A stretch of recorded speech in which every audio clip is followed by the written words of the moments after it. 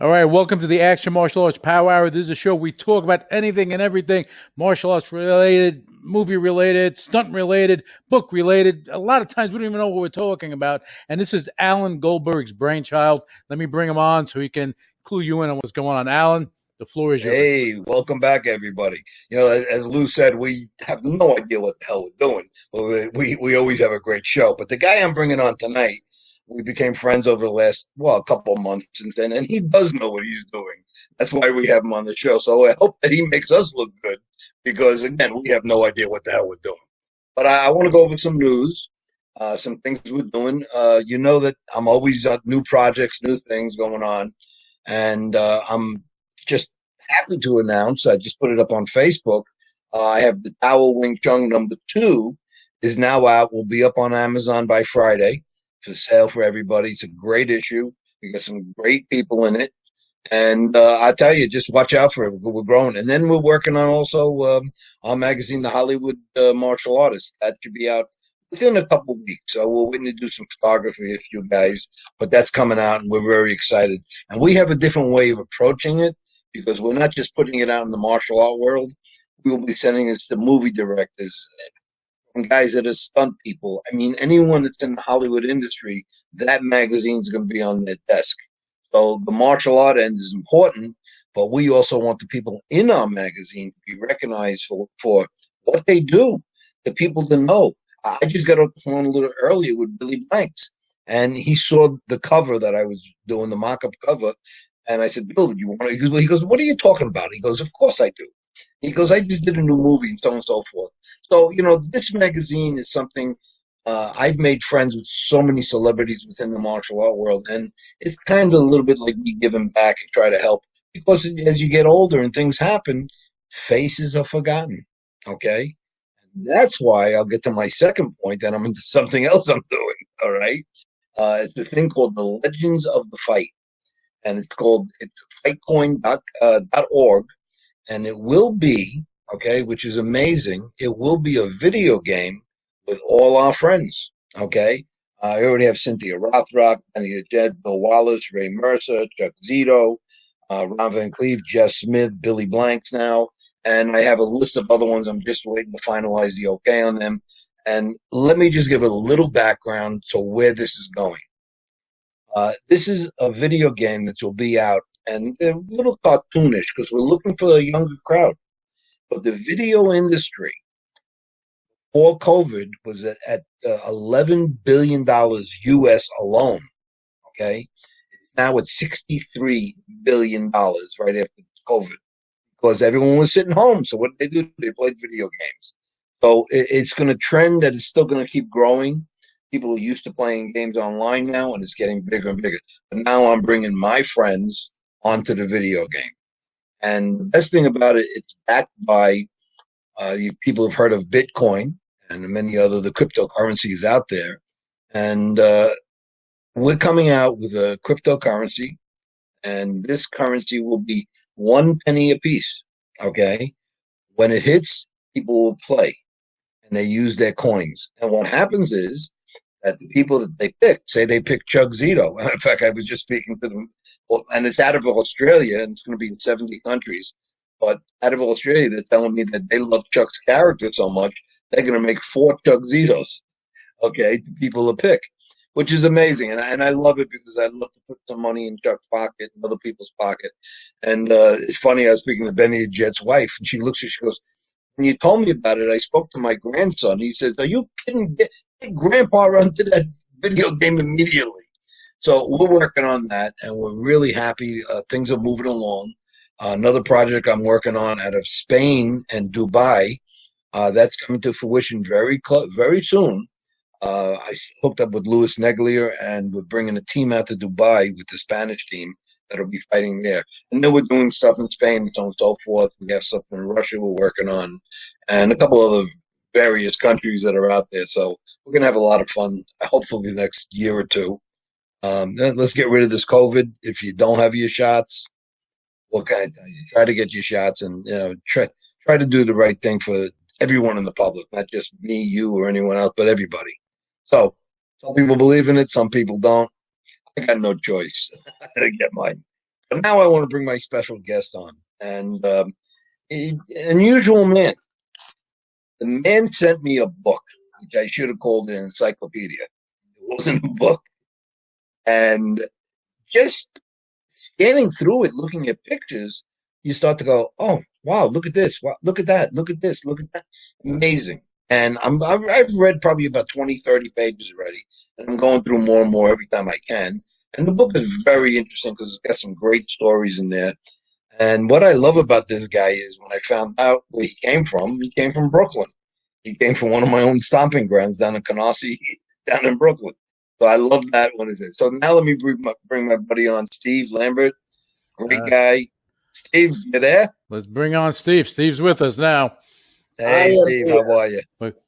I'm fine, Alan. Canarsie, old Canarsie, Yeah. not new Canarsie. Old Canarsie, Remsen Avenue, 96th Street. Alan, it's a pleasure to be here. Thank you for having me. And Thank you. nice to meet you, Louise. And Yeah, everybody out there, thank you for having me. I hope you enjoy this show. Well, let me ask you a question. We're waiting for a couple of other co-hosts to be on a little while. Okay. And you might know them out of different areas, but we're trying to make this a smaller world, and no matter where we are, people meet each other and involved with people. I mean, again, I just got involved with these guys in Australia. So, to me, now with computers and telephones even, everything is so close. Nothing is the only problem you have. You got to watch your time differences, because when I call the guy up, he's still sleeping 4 o'clock in the morning. I go, "Oh, I'm so sorry." So that's the only problem. You got to know your time differences. Yes. But this gentleman has done a little bit of everything. I'm excited to have Stephen on. I'm really excited to have you on, Stephen. The stories that you're going to share, man, people are going to enjoy it. Oh, I hope they do. Even though Alan and I don't know each other that long, we know a lot of people throughout the years. We know the same people. Yeah. There's like 2 degrees of separation. We're not doing a bacon thing. 2 degrees. And believe it, he's in Brooklyn. I mean, how far can he had to go? So, I left that place when I was 13 years old, and my parents tricked me. They said we were coming to California on a vacation. What were they following the Giants? Yes, we got here, and they left me here after the summer to go to school, and I hated it. I resented it. I didn't understand it. I went to school, and I lived with my grandparents, and a year later they came out. But for a year, I suffered. I suffered for a couple of years, and finally I found martial arts, and that saved me. Okay. Yeah, well, you got our buddy Vinny coming on. And you see Joe in the waiting room too? Yeah, I do. But let's get with Stephen, because he has so much to say, and I want to get that out because these stories are amazing, and I think that people are just going to love them. So you based yourself in California. You got involved with your martial art, what you were doing over the years, but you took that and you brought it to a different level. You brought it into the movie industry. You've made your living through the movie industry, and that is a wonderful thing. That's a dream, I should say, for so many people. And you were successful enough that you were able to do it. So, well, I discussed tell us a little more. Just that in my book. I'm a kid from Brooklyn, New York. My schooling wasn't very good. C's, D's, F's. The only A I ever got in school was gym, in a gym class. That's the only. Or Avenue A. Who knows what was going on? Yeah, I did. I was a great athlete. I won the John F. Kennedy Award in 6th grade, physical fitness. But I had no direction. We lived in a brownstone and in Canarsie, next to Canarsie. And when I came out here at 13, it got even worse because I had no friends. I grew up in one place in Brooklyn, New York, and I didn't understand the people. People didn't understand me. Their ways spread out, no friends. People's personalities were all different. Mm-hmm. So I didn't know where to go. And, at 14, 15, I found martial arts. I was walking down Van Nuys Boulevard in San Fernando Valley, and saw this Kung Fu school. and it was very strange. People with black pajamas, slippers, with weapons I had never seen before, and big glass and see-through window. And I watched for 15, 20 minutes, and the teacher came out. Hey, I know Vince. Yeah, of course. I told you would know him. Let me bring Vinny on. Vince. Vinny, you're with us now. We're all from the same hair club, so we all should know each other. Yeah, but Steven's always been better looking. There you go. You're just being nice. You are my mother. What I miss? Steve, I got to ask you questions. I got to ask you one question. Yes. Bugging me. I got an email the other day when I told a couple people that you were going to be on the show, and someone came back to me and he said, "Listen, Steve's coming on the show. He has some great stories and great things, but they also heard that we're talking about the work with Van Damme a lot over the years. You did a lot of his movies, but what I did hear." You got to tell me if it's the truth or not, that you and in The Quest, you and Frank Dukes worked together in that. Yeah, so he thinks, but the trouble with that is I had never seen him before. Oh, really? Call him being on the set any day. That's what blew my mind. The funny part about that is I was invited to a luncheon in Beverly Hills at a fancy schmancy place. With a director called me. He was invited by a professional race car driver. And I said, okay, I'll go there because this particular director came from Israel. And I hadn't seen him in a long time, and he's a good friend. Okay, I'll meet you there. So I went there, and there was like 6 or 7 guys there. And we were all introduced. And, one guy introduced me to Frank Dukes. He said Frank Dukes. I said Steve Lambert. Now, I had heard of Frank Dukes years and years ago. Just one ear and out the other. Just the name that he's a martial artist. Oh, most people feel that way, but it's okay. Yeah, and I was so wrapped up in my career. Unfortunately, I didn't meet a lot of guys, real martial artists like you. And I had heard a couple of stories about him, and I didn't even know that he was involved with Jean-Claude in the past. But we sat down and ordered lunch, and a few people were talking, having conversations, and Frank broke in, and 2 minutes went by, and Frank's still talking, and 10 minutes went by, and Frank is still talking, and very few people are able to get the words in now.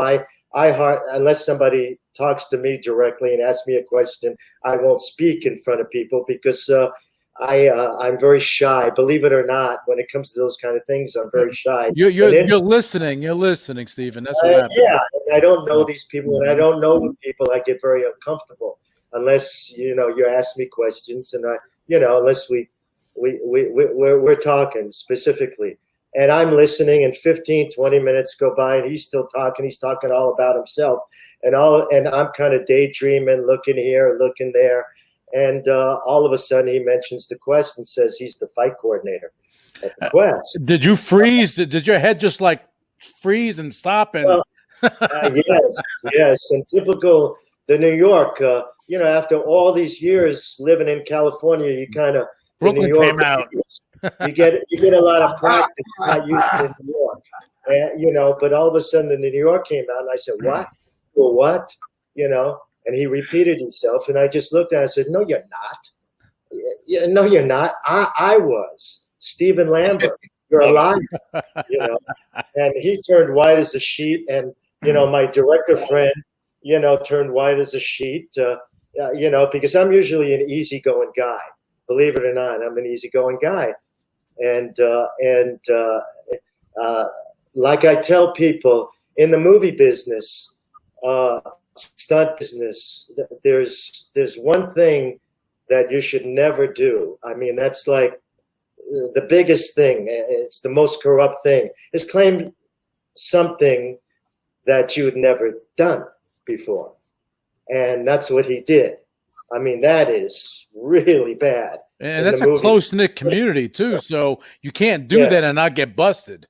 You know, it doesn't happen. Yeah, you'll never work again. Yeah, if a kid said that, if a guy said that, you know, to somebody, they'd never work again, and it's happened. Steve, the real problem with Dukes is he never did work. So it wasn't that he was never working again. No. And I called him a liar, and I told him he should be ashamed of himself. You know, you were never there. You know, and then he started saying, he started to try to explain in a way, you know, no, I was, I also, you know, was pre-production. And I go, no, you weren't, because I was. You know, you're a liar, you know, and you should be ashamed of yourself. And I looked at my director friend, and I just said, sorry, I got to leave before I get even madder. You know, and I got up and I just looked at him and I said, "You're worthless," and walked off. And just to touch on that note, Stephen, I paid for him to say something. Yeah, because that's when a man has a lot of guts. Mm-hmm. The guy's walking away. The guy says something, and the guy's walking away. And as I'm walking away, I'm waiting for him to say something, and I'm kind of not hoping, but at the same time hoping and ready, because I turn around and I get in his face, you know, and call him a liar and see what goes on from there, you know, because like I don't get upset at a lot of things, but that's how you would feel the same way, I'm sure. You know, you might not take it as far. I would never raise my hands if unless you know, somebody raised their hands to me. You weren't in Brooklyn that long then, so 13 years old. Yeah. You know, but Steve, what I wanted to interject is that he had a meeting with a whole bunch of people. He could have expanded his connection base and everything, and he just tossed it out the window, which blows my mind. He didn't realize who I was, if I am somebody, but what I worked on and what I did. You know, he didn't realize that. He didn't know me from Adam. He never heard Steve Lambert. You know, unless you consistently work in the movie business, you know, then you know me. Right. But he's not a stuntman. He's not an actor. He's not a writer. He's a wannabe. You know. Well, he knows you now. So doing one thing, and who knows what kind of a help. See, I talk a lot about him now because we're talking about him, and it as the months go by, you know, it really frustrates me. And the things that he's done to other people, like Donnie Williams, I have a lot of respect for that man. And the things he said about him, you know, infuriates me more. When I like somebody, and if you say something about this person, no matter who you are, you know, I'll defend you. So it's got over the months, it's gotten, in my head, it's gotten progressive. What he was saying about Don Wilson. Yeah.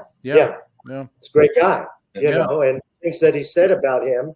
And I know I've done research, you know, I'm not just a guy, even though I've never met Alan Goldberg, I know a lot about you, you know, because I've heard over the years, you know, I've heard over the years, and there are a lot of people, same thing with Vincent, you know, we know each other, but, you know, we don't really know each other. But this guy, you know, he's only done one thing with Jean-Claude Van Damme. And who knows what kind of help. See, when you work on a show, you get a team. And if a guy isn't experienced, if he was smart, he'd hire a good team, of course, which most people don't do. So he might have had somebody on there helping him, you know. And a guy like that, I believe, you know, he's had help doing his one thing. Stephen, may I say that? And let me just say, he should be ashamed of himself talking about Donnie Williams like that. I agree. I agree. You and thousands and thousands and thousands of other people. Agree. Yeah. And his friends that stand up for him, you know, they ought to take a good look and really decide, you know, whether he's a real friend or not, because guys like him, you don't want guys like him around you. Steve, me and Vinny are still looking for the lost tapes. Vinny, where are they? Where are they? We went to Star Trek. We went to Mars. We went Well, I've read, people have sent me stuff about him, and I rack my brain, and I ask questions. Why is he wearing those sunglasses all the time? That's a really good question. That should have been a Jeopardy question. They got to get that on there.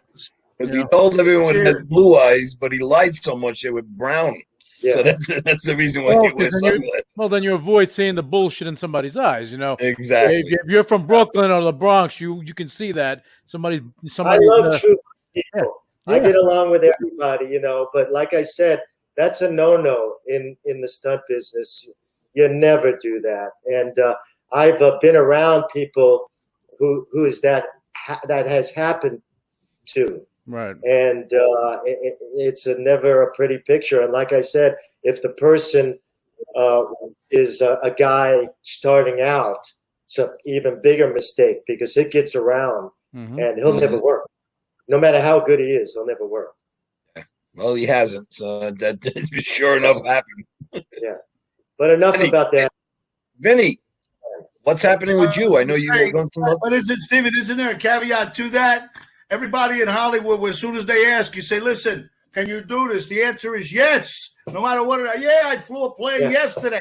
Yeah, I jumped out a window twice this size yesterday. I mean, that's just how you break it.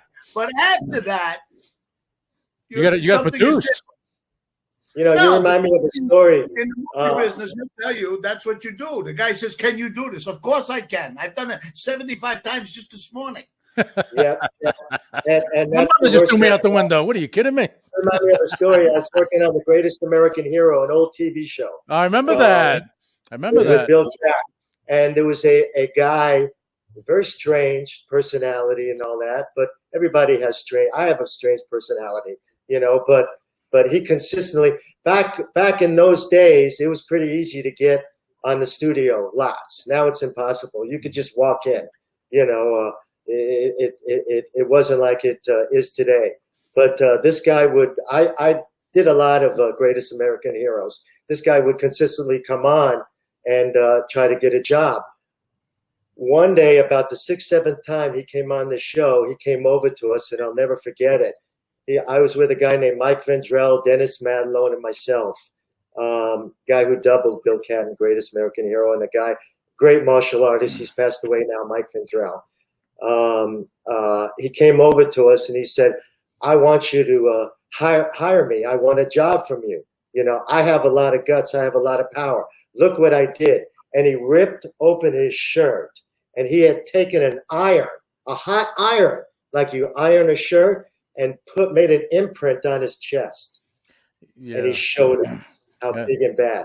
Scared the hell out of us. And we got the PA. He's like an assistant director. Get this guy out of here. I never want to see him again. Yeah, that's a little much. Out on the lot. Scared the hell out of us. Years later, there's a famous stunt guy. I can't remember his name now. Excuse me. But he took him under his wing. And it got so crazy that this guy broke down his door and beat the hell out of him. He was an old guy. Really? This stunt guy. Wow. And it was terrible. He got arrested, got put in jail. Thank God, he's nowhere to be found now. But these are like stories that I write in the book. Some are unbelievable. Some, you'd call me and say, I can't believe you said that. Some are funny. Well, what's the name of the book, Stephen? Stephen Lambert, From the Streets of Brooklyn to the Halls of Hollywood. Beautiful. You can get it on Amazon.com. And anyone that's watching, you can see it right here on the screen. It's there.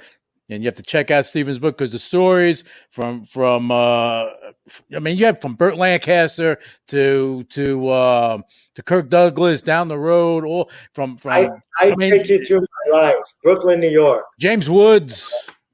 Yes, big time. A lot of stories about Jimmy. Yeah. My time from when I was born till I was 13.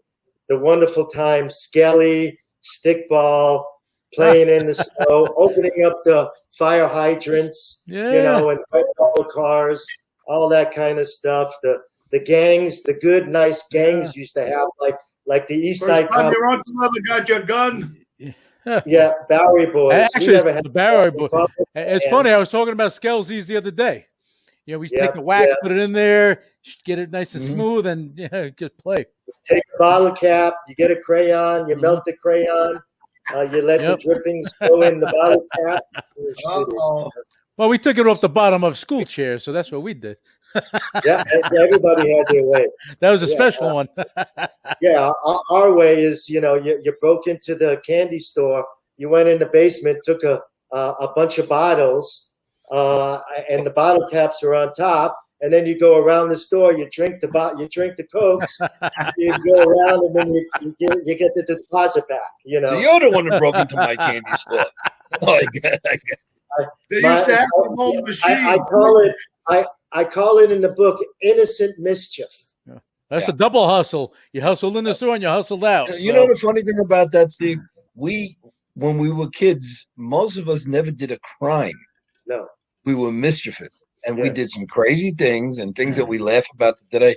But we didn't steal people's pocketbooks. We didn't knock a guy over the head. Those were the scumbags that did that stuff. Yeah. Yes. That's the difference. Yes.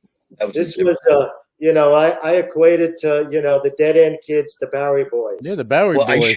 I should add into that, unless they deserve to get hit in the head with a bottle. Oh, That's a little different. That's a story for another day, I guess.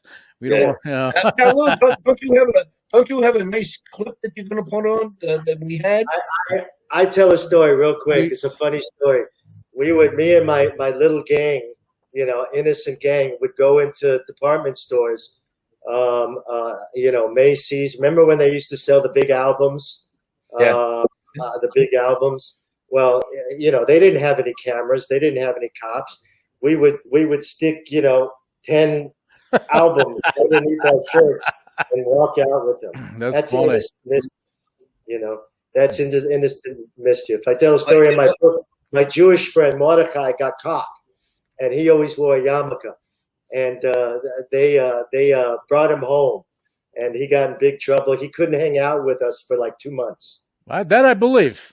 I believe. Now, Steve, hold on a second. Well, Lou's going to put something up so you'll see. But a little thing he made up that we even have cartoon characters looking for Frank Dukes' fights. Oh yeah, we're going to play this right now. But Vinny, I got to ask you a question. Do you have the tapes from the Rover? Okay, because this is the big question before we play this clip. Maybe you guys didn't pay attention to like last week, there was a giant sunspot. And it kind of like deflected the signal, but they tell me it'll be back around soon. It's an orbital thing. It's an orbital thing. All right, so now we're going to go. It's technical. What do you want? All right, we're going to play the clip for you guys. You can watch it. And if you enjoy Star Trek, you're going to like this. Scotty, we need to find those Dukes videos. Scotty to bridge, Captain. I'm giving her all she's got. We cannot locate the lost Dukes videos. We have searched the universe and it will take light years to locate. Please advise. Damn it. Chekhov send a message to the Klingons for help.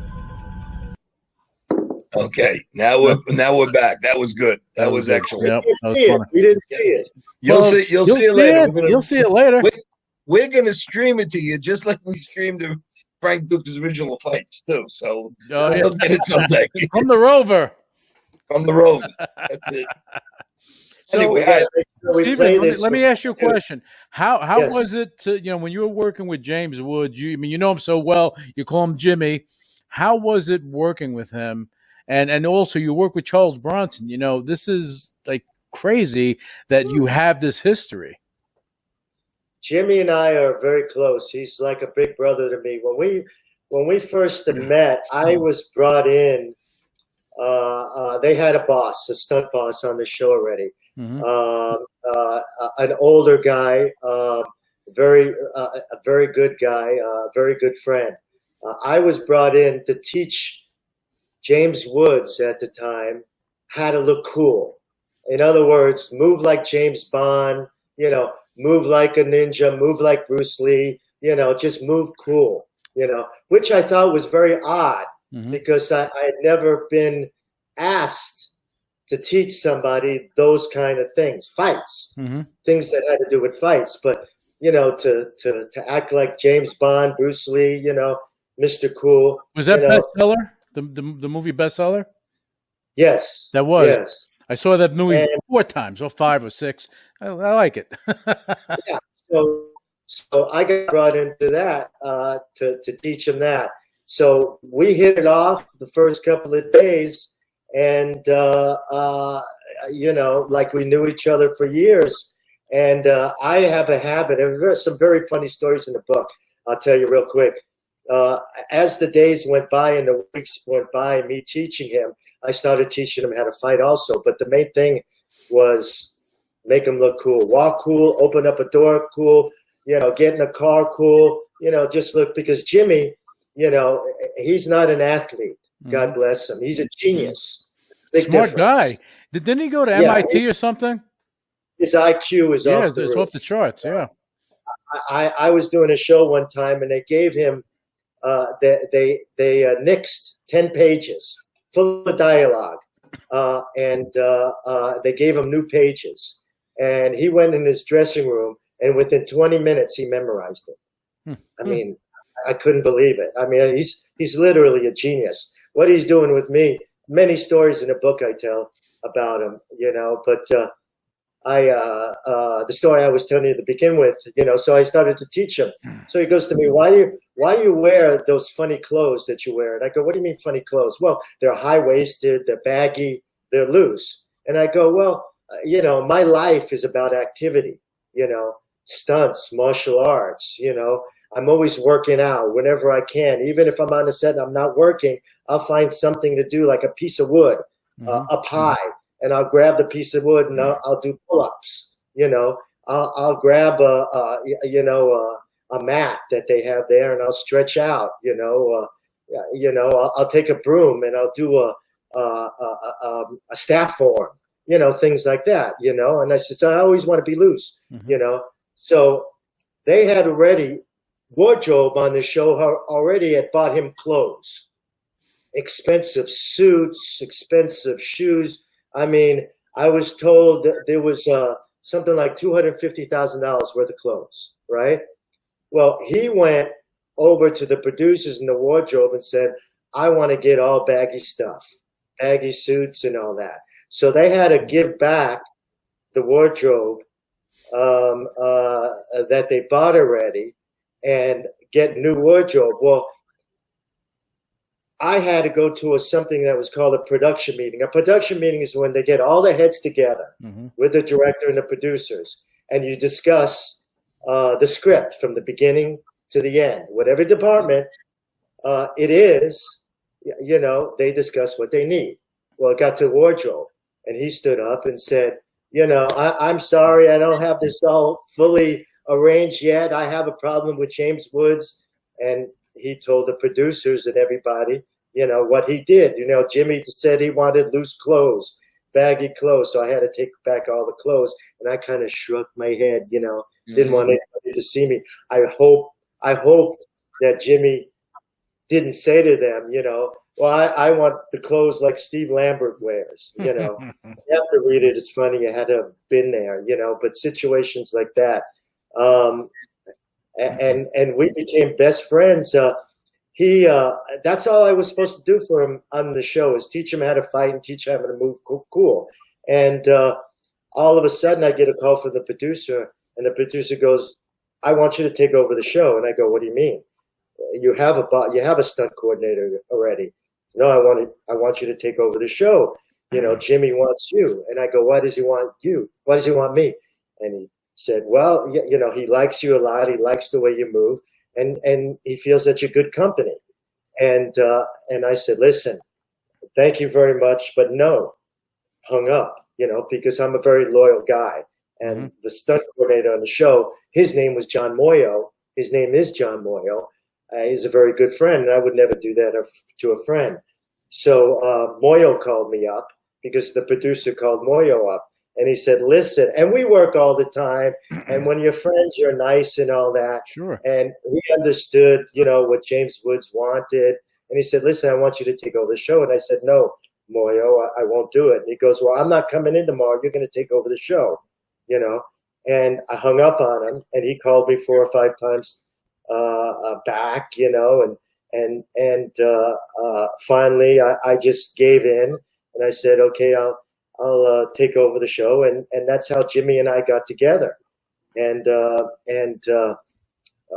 he just saw my loyalty. You know, there are very few actors, stars, that keep their stud people, or whatever they use. You know, they're people that help them, their makeup people, you know, their hair people.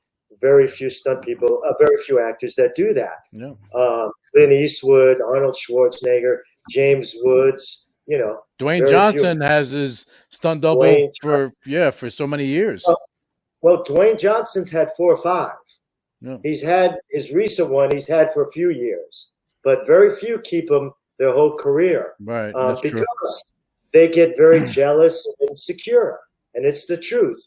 You know, when an actor comes on the set, he does his dialogue. When it comes to the action, he'll do a piece of it at the beginning, a piece of it at the end, a piece of it in the middle, you know, but he won't do anything that won't make him, you know, that makes him look bad. Right. You know, that's why they bring in a stunt double. Now, when he does his thing, he does a little piece, right?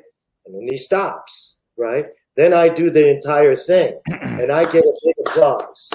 I get a data boy, you know.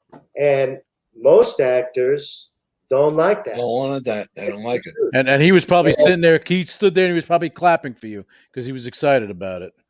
Yeah, and what I always did, you know, just to show you how a stunt person should act, as soon as somebody applauded or said data boy, I'd turn around and run off the set because I didn't want that. You didn't take the accolades, right? Right. Exactly. That's the rule in my head because I want to keep a friend, a new friend, and I want to keep a goal of a stuntman Just not the showboat. Yeah. Showboat and to find an actor that likes you that'll keep your career going. Yep. You know. Yeah. Because James Woods is going to be doing a lot of movies, and he's branded as a tough guy, you know. So that's what you do automatically, even if you know you didn't want to work with him, you know, in the future. That's what a stunt guy is supposed to do. So that's what. But you can't help it because the cast and crew applaud, you know. Yeah. I'm a Can't do anything about that, but you know. Yeah. Steve, give me a second. I want to. Yes. And he was telling us last week when we were on the show that he had a couple interviews for films. Anything happen with that, Vin? No, they're waiting now. See, they ask you to read. I hate these Zoom readings. Steven, do you like these Zoom stuff? These things? I hate them. I never liked reading. You know how I got most of my good jobs? I just went in there and I just said, look, I don't want to go through the hoops you're going to put me through. You know, I'll memorize this stuff, but don't make me do it now, you know. And I act like the character that they want me to be in whatever they give me. And, you know, I'll do some of the dialogue. It just depends. But I've always hated dialogue. And if you give me something, you know, I've been brought in to do sweet parts, nice parts. And I just say, no, you know, I can't do it. I got to be a bad guy. You know, that's what I'm good at. You know, a bad guy. Well, now you got to do all the Zoom stuff. You got to do it yourself. You got to put yourself on camera. You got to slate yourself. You got to be your own lighting guy, your own director. And then if you don't know the technology, you get lost in the translation between the casting director, now the agent, and this transfer stuff.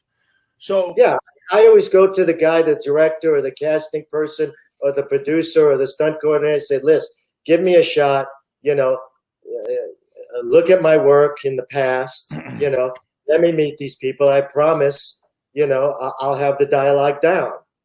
And thank God, most of the time, a stunt guy, even when they come in for an acting part, you know, we really don't have any, you know, a lot of lines, you know, 5, 6, 7 lines, and they're done, you know, not all at once. So, you know, I had that going for me.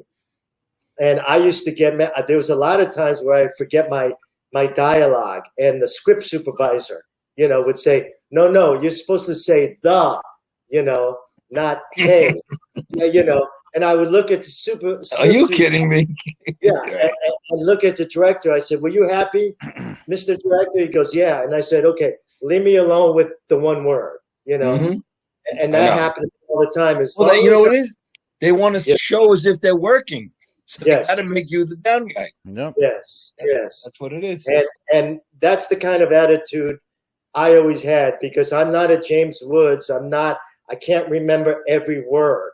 You know, I'm gonna change the word. Yeah, but you know, when you ad lib and you improvise, that makes for a better end result for the most part, because your natural personality is coming out. You know, and that's always good. And look at Vinny, he does it all the time. He doesn't read; he just goes. He looks at the paper, he just goes. Yeah, like Stevie, they said, there's nothing like. Listen, in my world, I never made a collection on the phone. When I show up at your door, you pay. That's the way it works. Come on, baby. The funny. In my day, I never did a Zoom. I always did it in person. Right. You know? That's what I'm saying. I'm semi-retired now, so yeah, you know, if I got a call to go to work a week ago. And the guy called me and said, you available? I got a couple of days for you. It's an easy thing. I said, it's an easy thing. I don't want it. I said, thank you very much. You know, that's it, because I've done my thing, you know, unless it's something that tinkles my juices. Right. Yeah, you've done your bit parts. You've done that stuff. So, you know, right now, if you're going to be involved in a project, it needs to be something that's interesting to you. Yes. Steve, the funny thing, I get casted myself for either a mobster or a cop. And then I go to a place, they want me to be a fucking mailman. I tell them, are you kidding me? I'm not a freaking mailman. But you got to do it. Even with all this new technology and the way you got to do it, the casting came in for a movie. He was in English and Italian. They wanted you to do the dialogue in both languages. So I said, you want me to do one whole take in Italian, one whole take? He says, yes. I said, okay. I called my friend, Giuseppe Lasalvo, who was on the Oscars with me, played the other Roman. I said, I need you to come over here and teach me this dialogue right. I want to do it phonetically. I want to get this job. And he says, Vincenzo, what are you doing? He said, what's the role? I said, I'm going for the Italian guy. He goes, I'm up for the same role. You want me to That's great. That's you know, funny. But he couldn't do the English role. That was the thing. Well, I had to watch him. You know, you don't know. He give you a word wrong, and you say it, piss off the director, and the guy slipped it in. He was giving you the horns probably for that one, Ben. I can't tell you how many times I walked out of an interview. I once came for an interview. They said they wanted me to. They liked my build, and they wanted me to do some stuff on a beach in a bathing suit. You know. So I went there. I went to the interview, and I walked in and stood 15, 20 minutes. They brought me into the office, and they had beach balls all over the place. And they threw me a beach ball, and they said, "Okay, we want you to dance around, throwing up the beach ball." And I looked at him, and I said, oh, "Thank you." And I threw the ball back to him, and I left. Not for me. Not for me. And they were trying to do it in slow motion, right? Not for me. They called me for one from Polar Bear Club. They said, you're going to do a commercial. It's at the Polar Bear Club. I said, I don't even like to look in the freezer. I'm not doing it. No way. You know, I was blessed because I was working all the time. Dr. Bob's brother does that polar bear stuff out here in Long Island. I look at him, I go, are you nuts? Vin, let me tell you something. Vin, Mark, for like 3 years in a row, dragged me to Long Island to go to this polar bear thing. And I said, listen to me. I said, I'm not going in there. It's 20 degrees. Okay. So the last time he took me, it was fucking 65 degrees. Okay. And I said, everybody was going in there. Girls are in there with bikinis. I said, you know what? Maybe I'll do this time. You know, but it's just it's an interesting gathering, no question. Interesting. I just had lunch the other day with Mark and Tom Renner. We had some good stories going over. It's always good to get together with your friends and so. Sure. And if Frank Duke showed up, it would have been very much more interesting. But anyway, he didn't. We still don't have those tapes. Yeah, sit down. Week We're after waiting. week, We're week waiting. after week after week. Tell us another story. You know, Oh, talking Frank. about James No. Woods. James Woods. There's some wonderful stories. You know, I've been with him like 40 years, Wow. and there's some wonderful stories in there. We've always been very close. We've hung out together. God bless. I knew his brother. He would never do a movie without me since we met, even if it didn't have any action. He demanded to have me there. I'm a very lucky man with him, and That's a different degree of loyalty, Stephen. I like that. very, You like know I what? said, he's a big brother, Yeah. and he's a very smart man. And right now, he's being blackballed because he's a Republican. A very Yeah, that's happening. He was in Facebook jail, Twitter jail, IG jail, whatever. I've seen that. You know, look, you can voice your opinion. Everyone has an opinion. Doesn't mean that you say what you're going to say. There's America. I just had it the other day. And someone called me a racist. And the joke I put up had nothing to do with race. I just looked at him. I said, "Are you freaking kidding me? It's a freaking joke." But anyway, but you know how sensitive things are getting. You know what Jimmy says to me when we talk about that? You know, he says, "F him." You know, I'm having the time of my life, having this time off. I've done so much stuff. I got so much money in the bank. I don't need him. Yep. And now what he's doing, he wants to direct. He's writing. there you go. That right there, he would be profoundly He's a successful. very good director. Yeah. I worked on a show. It was a life story about a guy in prison. He was on a death sentence. I've done so much I can't remember the names of the movies, but it was a period thing, like in the 30s or 40s. I remember the movie. He played a character, and the director was a very close friend of his name James Harris. Wonderful guy, really nice guy, but he wasn't a very good director. So Jimmy sat him down, and Jimmy directed the whole movie, and he was starring in it, you know. And that was the first time I saw him direct, and he's excellent. He would direct the actors, he would direct, you know, himself, and it was an amazing thing to watch. And over the years, we go play cards. He loves playing Texas Hold'em. He loved his mother. He loved his brother. They passed away. I was with them. I tell stories in the book. When those things happen, you'll get a tear in your eye. You know, he's a wonderful guy. He's a loyal guy, and you know, a lot of people have misconceptions about him because he's really a pussycat. You know, he'll go nowhere. He'll go nowhere near action. But you know, the thing is, he doesn't allow himself to get pushed around by phantom people behind a computer. That's the problem. That's the problem. So, Steve, you know, something I just noticed, that you had the opportunity to be friends with Mr. Woods, which was phenomenal. And I find a lot of guys that get in the industry, like Vinny's very close to Mr. Montana. Okay, it's a dear friend of his. I'm very close to Joe Piscopo. He's like my brother. Me too. Okay? Yeah. Me too. Oh, Joe and I are like, forget it. I mean, mention my name. Okay. We are so close. We did a commercial. He played Bruce Lee. Yeah, and, I know. It was a James really, Blue.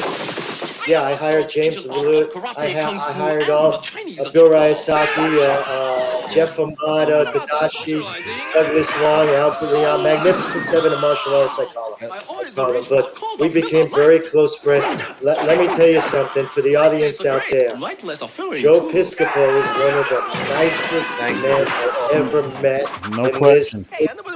Sincerely nice, real nice in his heart. I'll tell you how close we are. He comes to my event, and he's been. Hold that. I saw a piece of tape. A piece of tape was sent to me where he went to your event and he mentioned my name, and I was very honored. You know. With the commercial. He was talking about the commercial. Yeah. Yes, I remember that. Yes. And that's what a wonderful guy he is. He's amazing. And let me tell you something. We became good friends about 20 years ago. He comes to my event. I'll say he's been at 20 events. He's been to at least 12 of them. Okay. I see. You know, he comes to my event and he sings. and he greets the audience, and he stays around for people. He don't have to do it because, first of all, I don't pay him. He does it for friendship. And I tell people, if you know Joe Piscopo, he's one of the kindest, nicest people you'll ever meet in your life. And he breaks out in song like nobody's business. Start spreading the news. I'm leaving today. I want to be a part of it. NJ, these vagabond shoes are longing to stray right through the very heart of it. NJ, I want to wake up. Okay. And I still speak to him. He's got a radio show. He's got a radio show in New York now. He invited me. He said, the next time you're in New York, come on my radio show and we'll talk about your book old time. So let me tell you a story about him and Chuck Norris. Do you remember that movie he did with Chuck Norris? Sidekick. Yeah, well, he called me up and said, I want you to come down. Chuck wants you to come down. I spoke to Chuck. He said it was okay. Here's the time and the place and all that. So I went down. Nobody knows this. Well, you saw what he put on film. But Joe Piscopo put on a show the whole day. He acted like Mo, Larry, and Curly. Oh, yeah. Norris. Jerry Lewis. No, yeah. Chuck Norris couldn't fight. He couldn't get up to do the scene. He was laughing so hard the whole day. We probably wasted 5 hours on laughter. Yeah. Yeah, don't do a movie with Vinny. He'd have you on the floor all day too. This guy. I love it. But Chuck is a class, and what a gifted, talented guy. 100%. I mean, he worked so hard to pull off that Bruce Lee character, and he respected it so well. You know, he came on my stage with that, and he saw James Lou sitting right next to him. He just looked. He goes, "James Lou." And Joe is the type that gives props to people. He doesn't hold back for himself. He's humble. I was in Vegas with him at one time, and we were walking through the airport, and the LA Lakers were there. And they were getting on a plane, and he stops them and says, "You know who he is?" And he brings them to who I am. And they go, "Hey, you're Joe Piscopo." And he goes, "No, this is Alan Goldberg. He taught Bruce Lee everything he knew."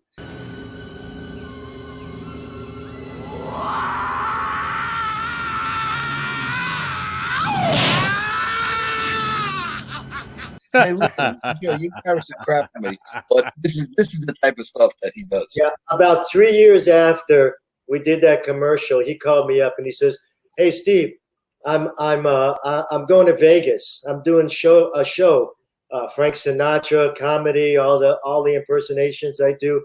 I said, "I'm also going to do the Bruce Lee character, right?" And I said, "Oh," he goes, "I want you to come and play the ninja character, right? Play a ninja." So that's what I did. He brought me there first class, and for like 3 times, for like 3 weeks, each time I was in Vegas playing the ninja character. That was the Golden Nugget he was at. Yeah. Because I was with him there one time. Yeah, so, I mean, we met each other too. He remembers and he respects you, and he's your friend, and he's just a good guy. So I can't wait till I get a chance to go to New York again and see him in person. But we talk on his birthday. We talk mostly. We talk the longest on his birthday every time I what you should do is call him to his show one day. I'll send you his phone number to call into the show. He gave me his phone number, but I don't want to do a little bit. You know, he said he'll bring me on the show, so I'd love to come on his show. I don't want to do something that you want to take advantage of it, so you have more time to spend with him. Yeah. Yep. Yeah. So I'm waiting. Hopefully someday I'll get to New York for some reason and go on his show. He said, I'll have it. You don't have to give me any times or dates. You just tell me, call me up, and I'll have you on the next day. Yeah, he's doing very well, thank God. I mean, yeah. deserves You it. know, I on the show, love we it. learned so much from the show, so many things I didn't know. And like, I've read about you forever, Stephen. Not to say that you're older than me. I don't mean to say that, but I've been reading about you forever. And I'm an old I guy. had not known your relationship with James Woods, and I had the honor of working one day on The Specialist with him and Alan Graff. And I remember sitting there one day in front of the what's the Biltmore Hotel, I think is where we did it, and Yes. sitting there in the Grove, and I go, that's James Woods, and he came walking out with his assistant, and Very we're right friendly. up there one day, and he goes just like this. How's my hair? Is my hair okay? And I was like, James Woods is so cool, but now you meet the guy, and I say, Steven, props, man, because what he's doing on camera. Wow. You caught him at a moment that he wasn't sure of something, you know, Yes. and things like that are constantly on his mind. He's very concerned about those things. I've been asked that many times. How's my pants? How's my shirt? You know, he'd do some dialogue, and on The Specialist. Do you remember that scene? This is a classic. I write about that in the book. Remember that scene where he's talking to Stallone over the phone? Stallone's talking to him, and he's in the police station, and he has all those people, all the cops manning the telephones and all that, and most of them are women. Well, that scene was all set, right? The dialogue was in and everything. He came over to me. He didn't tell the director or anything. He came over to me, goes, Steve, watch what I do here. And I go, what do you mean? What are you going to do? He goes, watch. He goes, you saw me rehearse. You saw the dialogue I had. I go, yeah. You know, he goes, just watch, right? So they go to shoot it. They roll cameras, action, right? And that whole entire scene, you know, if you ever get a chance to watch that movie, he goes nuts on Stallone. You know, he just blasts and all that. The whole entire scene was improvisation, right?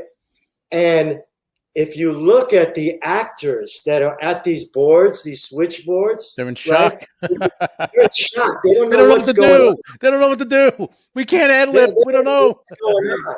Fuck you, Ray! Fuck you! You killed your bombs! How many? 10, 50, 100 before you lost count? Was your bombs on the bridge in Bogota? Your bomb in the cabana. But you're getting sloppy, Ray. You broke your famous code, didn't you? You killed an innocent bystander, Ray. And it's just eating you up inside, isn't it? Well, you were always too fucking sensitive. But guess what? I'm coming, Ray. I'm coming to take all the pain away. I'm gonna fucking cut it right out of you, and I'm gonna close your heart in my hand. I'm right behind you, and I know you. I know you. And at the very end, right, Wood stops behind one of them, and he yells right back, and the girl goes like that. And the director goes, cut, print, you know. That I remember. That I remember. All the dialogue was improv, but it made sense to what they needed, what the director wanted. So he just took it, and he did that a lot, you know. Yeah. He Steve, loves it. perspective. Do you realize we're on an hour already? It feels like we're only on 5 minutes. Talk a lot. When I enjoy something, I talk a lot. Yeah. But no, I love it. But here's what I'm going to say to you. Because, you know, we had to introduce you to our audience and ourselves, basically, so we all know each other. Yep. And what I want to do is have you back on, and I want you to come on with the book and go through the book with different stages of the book. Yep. Because what I've read already was phenomenal. But I think the audience has to know something from your mind, your mouth, your ears, whatever you do, and kind of put it out to them a little differently. Yeah. But they really can see something. I have 5,000 stories plus in there, and you breeze through it. You know, the table of contacts will fool you because I didn't go the normal table of contacts. I kind of made jokes. I kind of made hints and jokes, you know, on the context. So breeze through it. There are stories. I mean, there's so much in that book that you can't even touch upon. And pick out your favorite stories and mention them and talk about them. And you know, there's some great stories. You know, from Arnold Schwarzenegger to Jackie Chan. I think this is going to be a 3-part series, Stephen. I think it's going to be a 3-part series. We got to do it. We're gonna get you. I tell you what. Let's bring you on next week again. Debbie Reynolds. Yeah. James Cagney. You know, Let's I mean, get- the old timers. Let's get you on next week and concentrate on the book. All right. And we won't talk about Frank Dukes. Maybe again we will. We don't know. But we're just going to make a close up now. But let's get you on next week again, and we could have some fun and just to make this like our intro. All right. So Yeah. let me just close up. Okay. And I just want to do my round. Thank you, everybody. Oh yeah, Thank it was you, wonderful. Stephen. Vinny, anything new you want to tell us before we close up? No, just waiting to see on these roles what happens with them. Well, you know, we always see what happens, you know. And Stephen, great respect, sir. I've seen you at so many events, and we've never just sat down and broke bread. But we have to do it, sir. Oh, we'll have to, next time we see each other, we'll have to talk some more. Yes, It's a true pleasure meeting everybody here, talking to everybody. Thank you. I'll be more than happy to come on again. Just let me know. We'll PR the book some more and tell some wonderful stories and have some good laughs. And you'll get to some stories in there where you'll say to yourself, I can't believe he said that. You know? And there are many stories in there from martial artists, people that you know that you know, if you go over it, you'll want to ask me some questions about it. No, we're going to definitely do that next week. Alan, Steve, so bring it home. Now you see the show. Now you realize we have no idea what the frick we're doing, but it's a lot of fun. It's a lot of fun what we do. And you know something, I get great emails all the time from people that just love the show. So Lou, anything you have to add into it? No, we're good. Take it home, Alan. All right, good. All right, folks. Thank you. Good seeing We're gonna you. make that. We're gonna make this part 1, and we're gonna do next week. We're gonna do part 2 with Stephen because he's got so many great stories. And what is nice about it, he's talking about himself and what he's done in his career, but he's talking about other people's lives and seeing it in a different eye than we would ever not even hear about it. You know. And I talk to you just like we're talking now, and I tell you. I try to give you the vision and the thoughts about what went on. I bring you back what went on.